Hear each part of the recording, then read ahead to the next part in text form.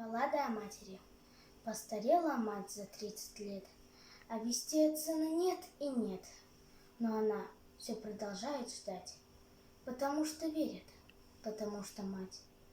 И на что надеется она?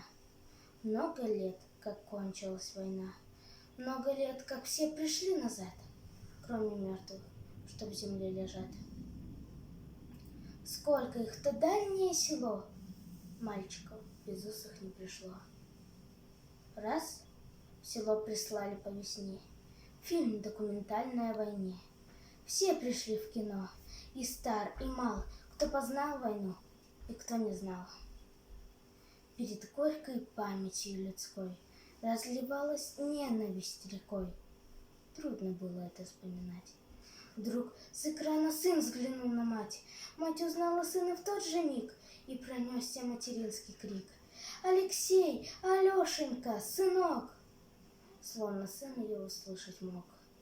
Он рванул из траншей бой. Стала мать прикрыть его собой. Все боялась, вдруг он упадет, но сквозь годы мчался сын вперед.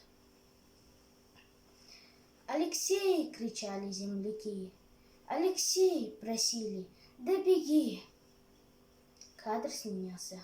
Сын остался жить.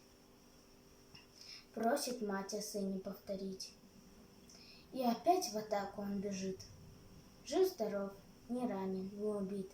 «Алексей! Алешенька! Сынок!» Словно сын ее услышать мог. Дома все и чудилось кино. Все ждала, вот-вот, сейчас, в окно. Посреди тревожной тишины простучится сын ее с войны.